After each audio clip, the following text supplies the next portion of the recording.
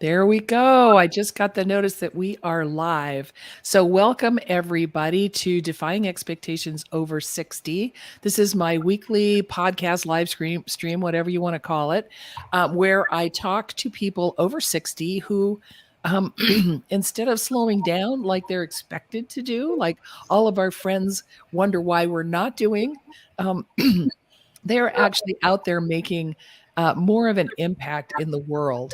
And I'm really excited to introduce you today to my friend Isabel. But before I do that, I want to explain the wig. So, those of you who have been watching, and if you're watching live, go ahead and comment live. If you're watching replay, then hashtag replay. But I am in a 90-day leadership program, and I have very big audacious goals. And one of my goals is to positively impact and support at least 40 other people in the next 90 days with their goals. And um I have to get out of my comfort zone to do it, because I need to go to people and say, these are my big goals. How can I help you? What are yours and how can I help you with your big goals? And wearing the wig, like every time I get hair in my mouth that I'm not used to, you all know I have very short hair, so I'm not used to having this much hair around my face. And of course it's a weird color.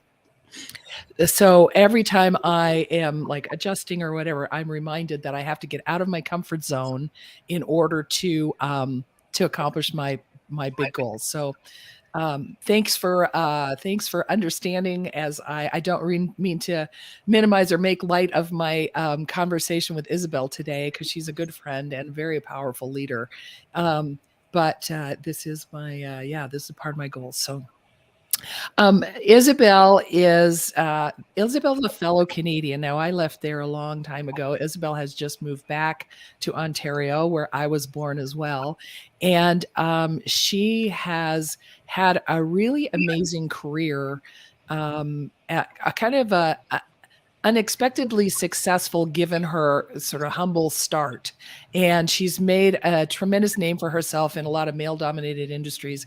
And now she has a podcast. A reason we connected is because she has this movement called the Lift As You Climb movement. And she has a weekly podcast. She's known as the Encore Catalyst. And Isabel, I'd like you to introduce yourself maybe a little bit more and tell people how old you are. Hello, A. I can say that now. Hello, A. I'm coming in live from Canada. I am 68 years young, and no one is more surprised to hear that than me, because I never thought this far ahead in my life. Right. As women, we're doing and busy and running, and all of a sudden you get there and go, wow, isn't this a surprise? So I'm delighted to be. I'm closer to my 70th birthday than I am to my 65th. Yeah, that's weird, right? It is. And I'm trying to figure it out. Like, what am I supposed to look like? What am I supposed to feel like? What am I supposed to do? And so that's why I'm really trying to tune in these days to, well, what does it feel like? Because nobody gave me a manual for this, or as I like to say, no manual for this time of our lives. Right? We're breaking barriers, and we're breaking paradigms all the time. Yes. Thank you for having me here. Thank you for the hair. If I got the memo, I would have worn one of my wigs, and we could have had an alter ego party. Oh, that would have been fun. Next time you're on my show, that's what we'll do. All right. Good. Yeah, it's a date. So, so tell me how you got to be 68 and making a difference. Like what was your career like, and how did you transition into what you're doing now? I'll go way back to when I was 16 and pregnant and left home, and like to say I didn't run away from home, but I walked pretty damn fast. And I knew I wasn't going back. And so I had to make a choice on how I was going to provide for myself and my impending family Yes. and figure it out. And I was just so, of course, I was very open to figuring it out and making this work. And so I was open and receptive to other people helping me. And I like, to appreciate that they didn't give me a handout. They gave me a hand up, Mm-hmm. and they taught me how to be confident and how to learn new skills and how to be independent financially. And through that, I learned so much from other women, Suki, about what it was like to be a woman because I was a child, literally off the farm. You probably thought you were a woman. Well, I don't know that I ever really thought, I kind of just blaze through life and I don't think about it ahead of time.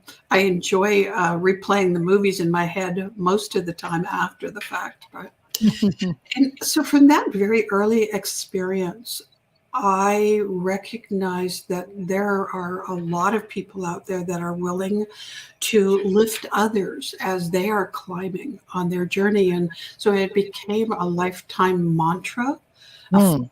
a philosophy for me.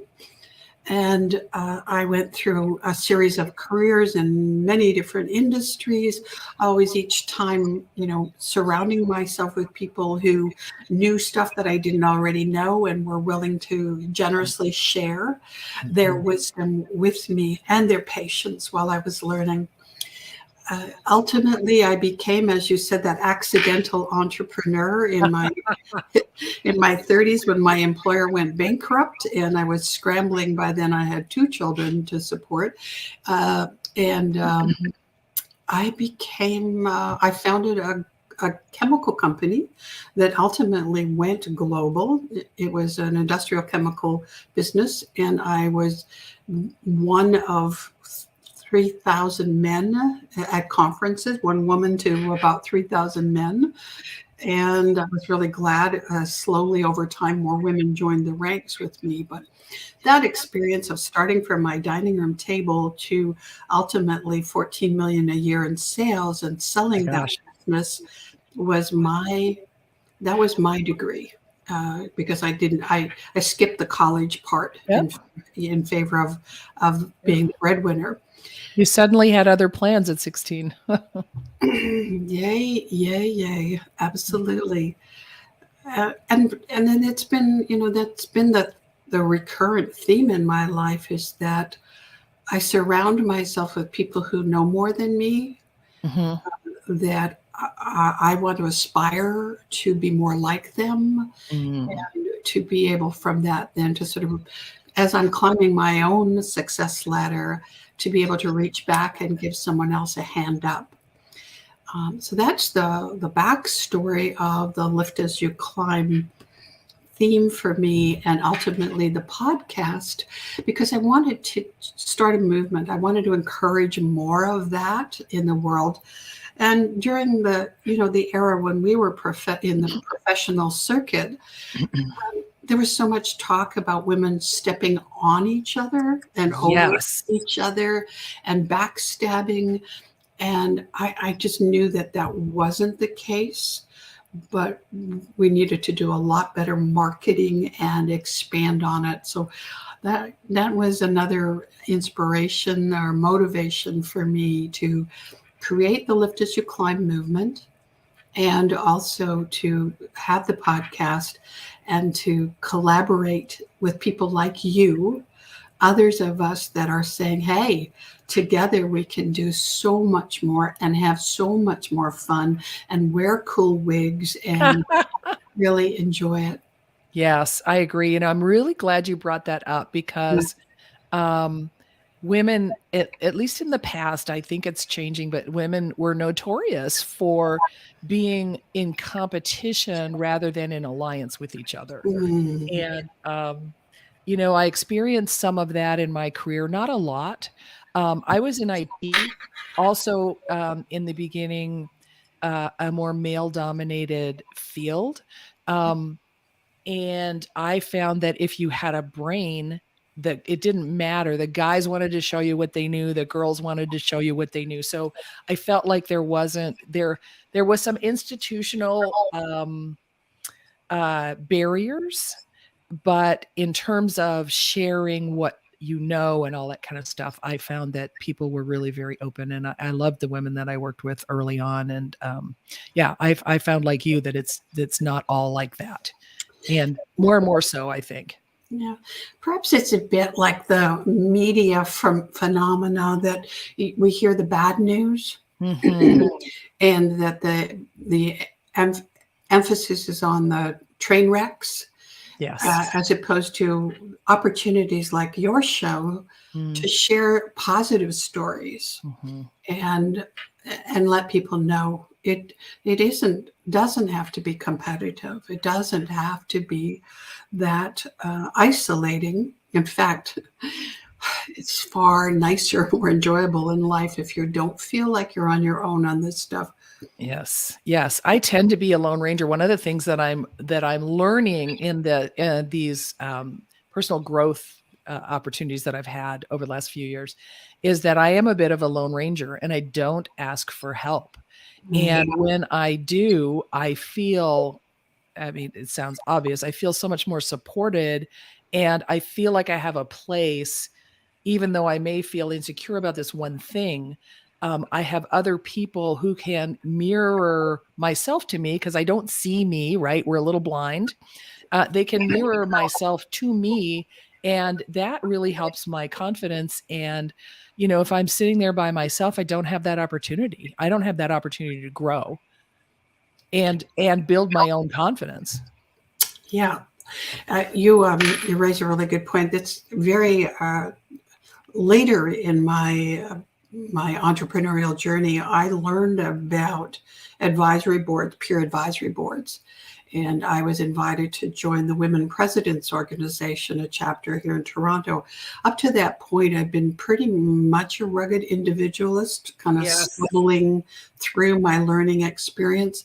But when I joined a community of women that were peers, like-minded, but in different kinds of businesses and different stages of their own professional development, it was like, oh my God, this is my PhD right here. Yeah. To be in the safety of that community, and also to have that collaboration and the collective wisdom of a group. So I went on after I sold my company and had some free time on my hands for a while. I became a director of a peer advisory group and worked with women business owners who were trying to scale up to $1 million and then over that. And Yeah. I was so happy to be able then to, share, again, lift as I climbed, my previous experience with that facilitated advisory board. And that's what I'm doing again now, is that I'm creating those kind of communities for women in this stage of our lives that are reinventing, Yeah. like our Transforming. Yep. yeah, transformation is intimidating, Yeah. and again, there's no manual for us, so we're bumbling through it. But when you're in a group, as you are, you're part of one of my Facebook communities, Renegades Reinventing, professional women reinventing retirement on their own terms, or redefining retirement on their own terms.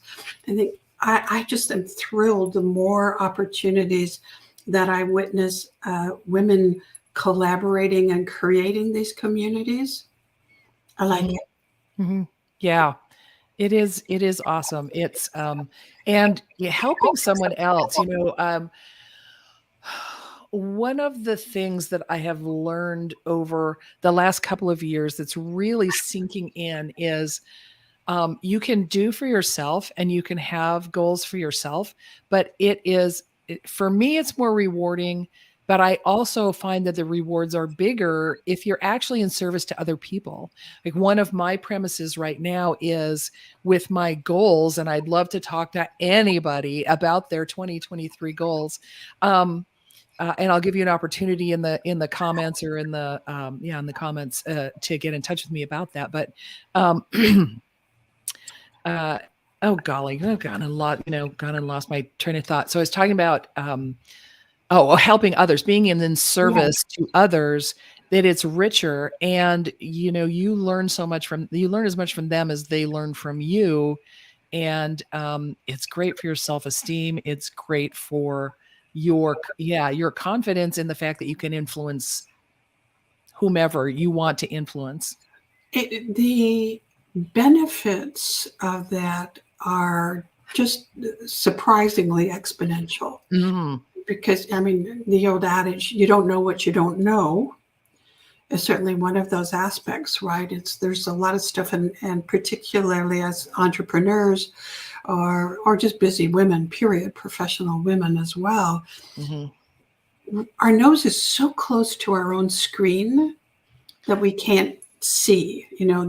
Our peripheral vision is missing because we're right up Oh yeah. everyday life. And so I love having the perspective of people that I admire, that I trust. Of Mhm. course, you have to have that to feel comfortable to settle in. So it's great. Yeah. So what kind of people do you interview on your podcast? Well, I just launching this week. I'm very excited. In fact, tomorrow goes live season 3 of the. Oh, wow. Awesome. I know. I'm very excited. I'm very excited. I'm relatively new in this medium, but I'm really enjoying podcasting. Season 3, I've refined it a little bit to focus on interviewing people that have already started movements, built foundations, created endowments and scholarships and Oh, charities. This is all about where I think a lot of us are now as we're reflecting on, is this all there is to my life? yes. What's the significance of everything that I have lived? Yes. And in my language, to be able to live our legacy. Yes. I was going to say legacy. Yes. Yeah, so this is my legacy project in the podcast is, okay, guys and gals, we have a lifetime of accumulated tacit knowledge, um, and experience and strengths and skills, but maybe for the first part or more than the first part of our lives, we've been really focused on doing what we were told to do, or Oh, the yes. success metrics, right, of the life that the one with the most toys wins. Yes. But now there's a more opportunity to sort of stand back and say, okay, well, what would I really like to do? Yes. What do I feel passionate about? And then, of course, there's, okay, well, so yeah, but then how do you translate that into actually a meaningful, sustainable purpose? So Mhm. that's what the podcast season is about. I've already got a bunch of interviews in the can that are mind blowing. Oh, awesome. I can't wait. Yeah. The nice thing about being on season 3, Isabel, is that people can binge listen. Ah, They can go back to season 1 and start. And I know that I get a little nervous when people are like, "Oh yeah, I listened to your interview from like 3 years ago." And I'm like, "Oh, I was so bad back then." But but still, I mean, even if your skills are not as good as they are now, at least the messaging is, the information is good. this is something that I can always be confident of. I am just so me. This is Yeah, what you get. And yes, you're right. Maybe our equipment gets a little right. better. Maybe there are a few less extra words, extraneous words, etc. But this is how I show up in the world. Is Mhm. I have done a lot of stuff that you shouldn't do or don't need to do. And so, Mhm. therefore, I'm happy to let you save some time, money, and discomfort by sharing my stories and my learnings. And Yeah. that's the joy.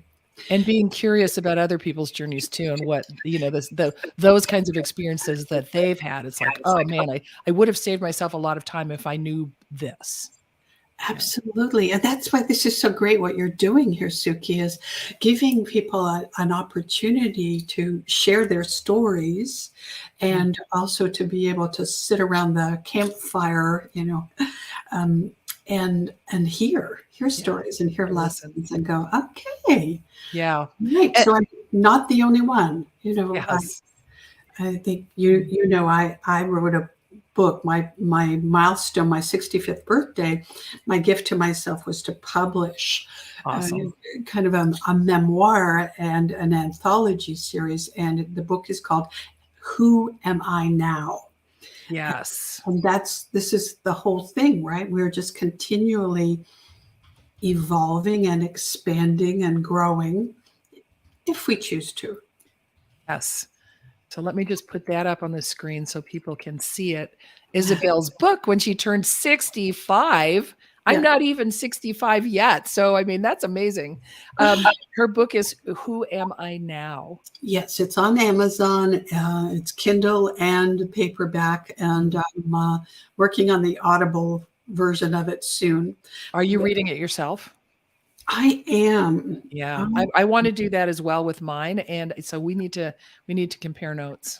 Absolutely. And I was listening to Mel Robbins' podcast the other day and found out that she read her the 5 second rule. Yeah. They did kind of a home-based version and uploaded it to Audible. And I thought, well, if the world-renowned Mel Robbins can do it herself, Yes. why can't we, right? Which She that was is flipping amazing. Absolutely. flipping amazing. I'm not Yes. kidding. I have a really hard time trying to put my makeup on in the morning while I'm listening to her because I'm going, what? Really? Oh yeah, me too. I'm doing Yes. so. I am now high-fiving myself in the mirror every morning.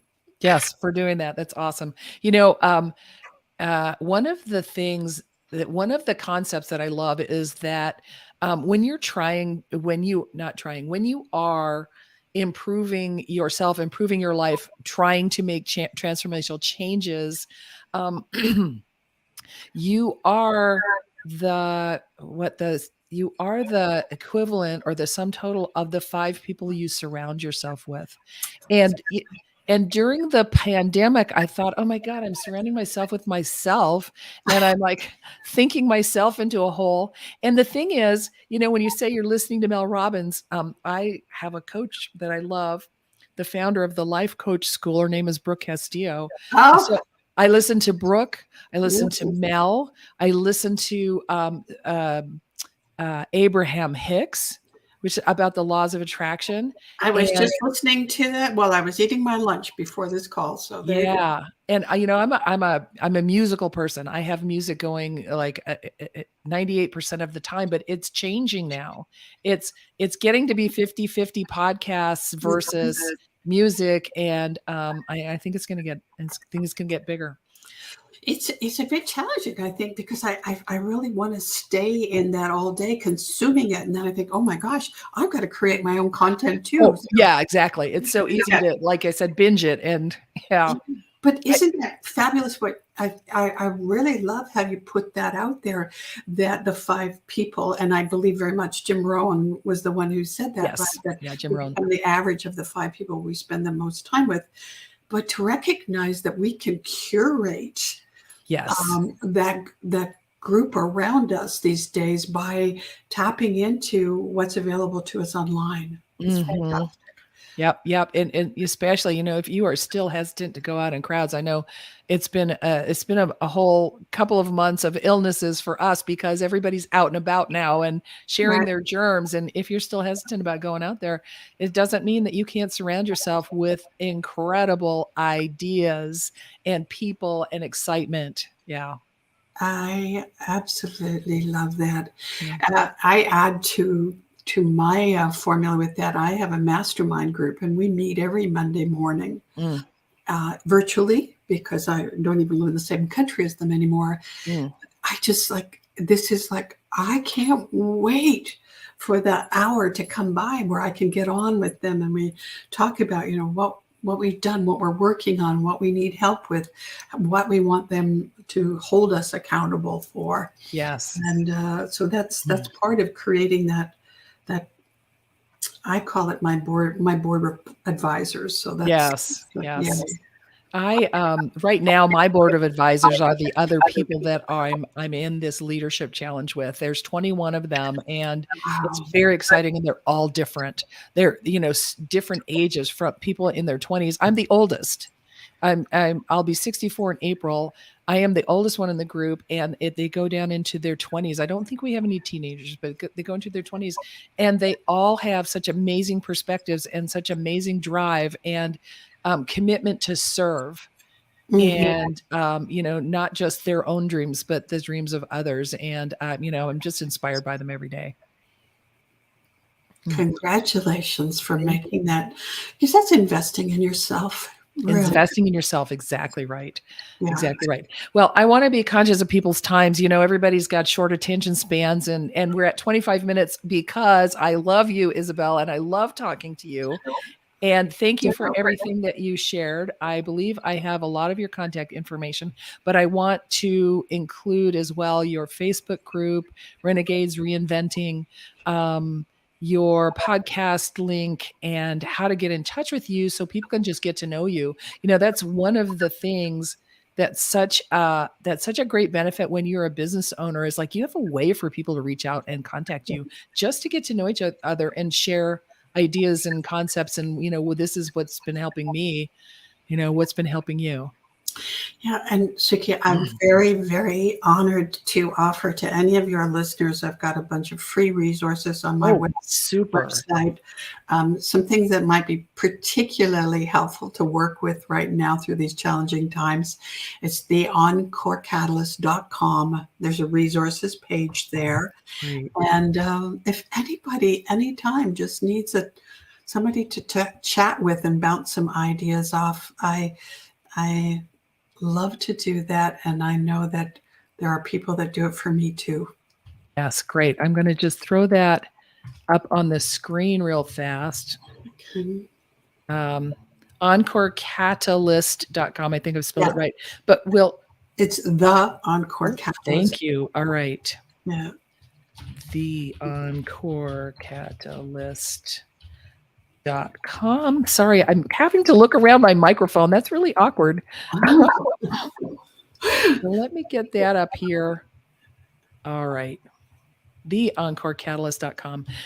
Great. And so I'm going to wrap it up. Thank you so much for being on Defying Expectations Over 60. You are an inspiration to me. And every conversation we've ever had, as you know, I know you feel the same way, has always been really energetic, synergistic. So I feel like we're really aligned. And of course, we're nice Canadian girls. So We are.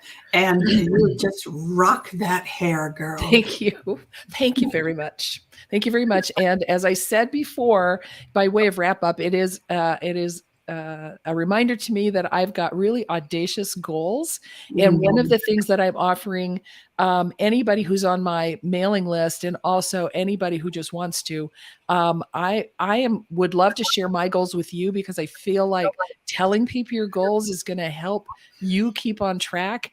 And just by telling each other our goals, we can really support each other with confidence, understanding, and just keeping people in mind as you're sending great energy out into the universe. So if you want to share your 2023 goals with me for the purpose of getting some support from me, I would love to have it. I will put the info in the comments. So great of Mitsuki to do that. Thank you. Thank you. And thank you for being on, Isabel. I know it's not going to be the last time you're on with me. So, we'll talk again soon. All righty. Goodbye. Take care, everybody. And high five. High five.